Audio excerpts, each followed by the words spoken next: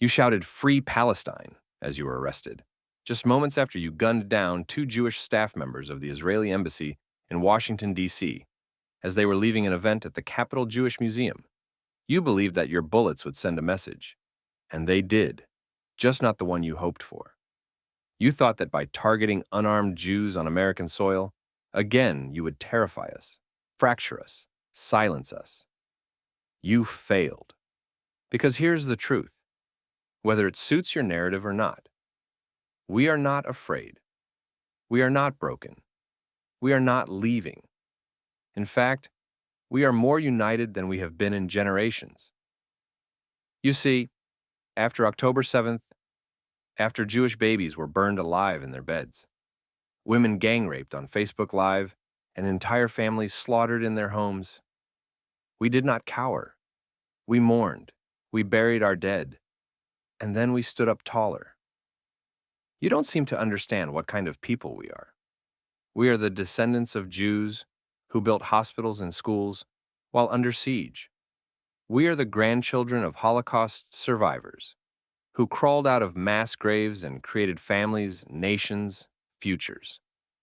We are the children of Israel, a miracle more than 2,000 years in the making that has survived 7 wars, 3 intifadas, and endless terror, and still sends humanitarian aid to the very people whose governments pledged to destroy us.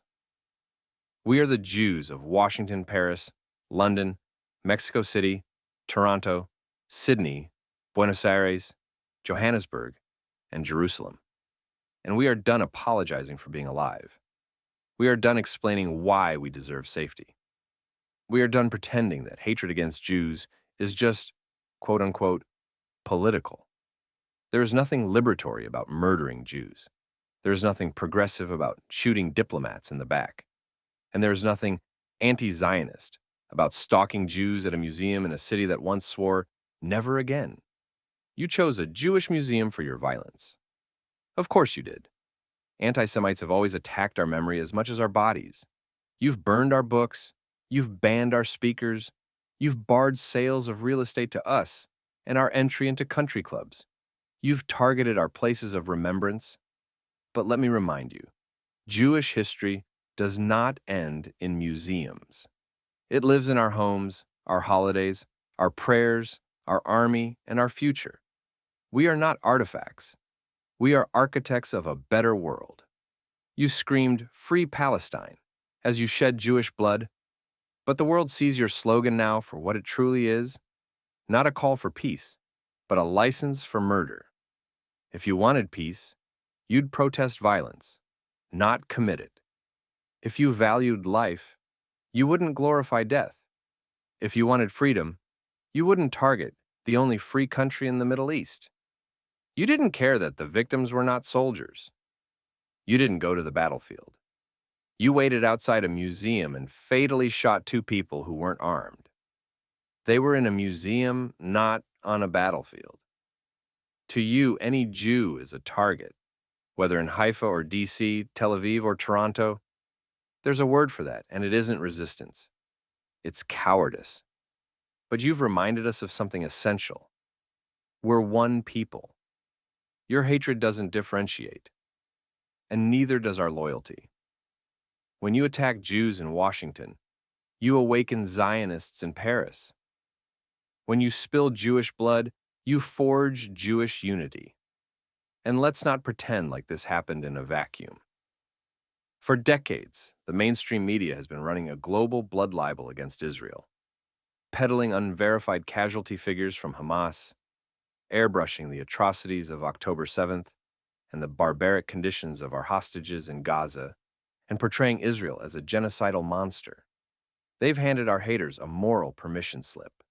They've painted a target on every Jew walking out of a synagogue, a museum, a school.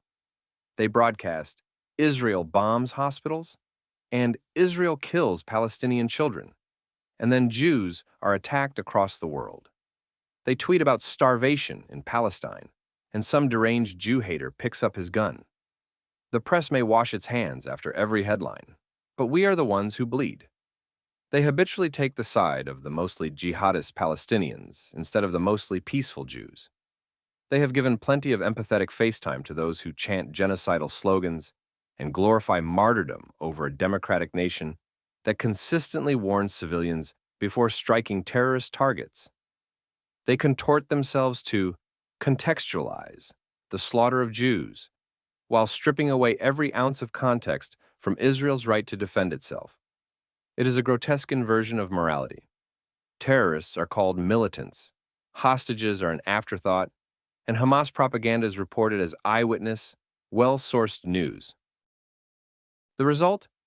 A narrative that justifies violence against Jews everywhere, at embassies, on college campuses, on subways, and in synagogues. They imply a quote-unquote genocide, and mobs surround Jewish communities. They hint at so-called apartheid, and someone decides a museum is a shooting range. When you treat Israel as a uniquely evil state and Palestinians as a uniquely blameless people, you don't just skew the truth, you license the hatred, with Jews around the world paying the terrible price. And to those watching in silence, we see you too. We see which voices are loud when it's socially or politically convenient, and which ones fall silent when Jews lie bleeding on the pavement.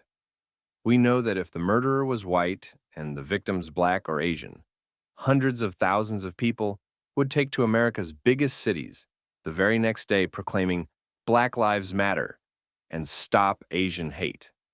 But when it is Jewish lives taken, especially in the name of Palestine, we hear mostly crickets and a few messages of private support.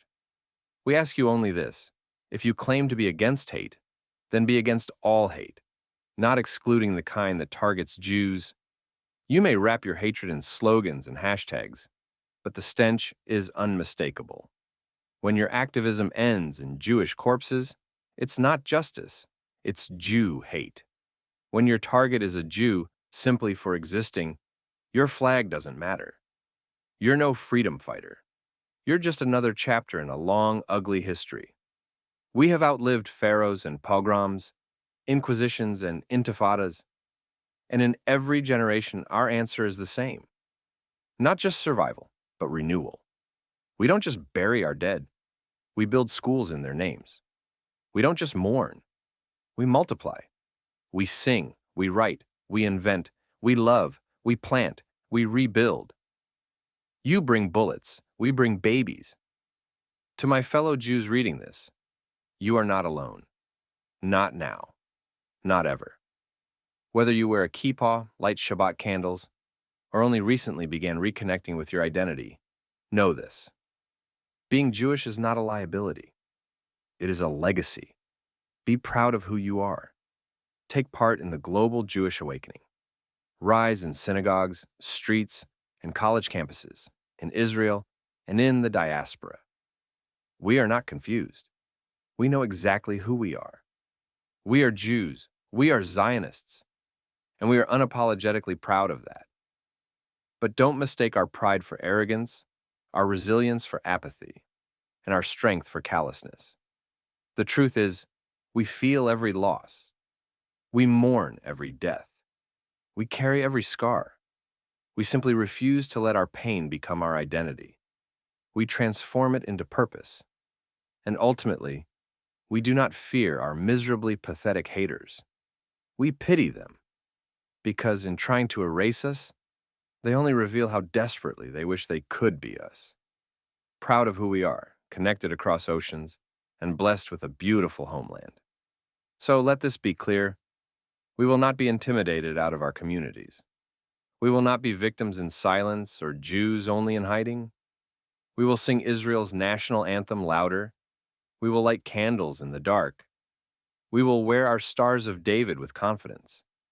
And we will raise our children to know that being a Jew is not a risk, but a blessing. So thank you for reminding us who we are. Now go rot in prison.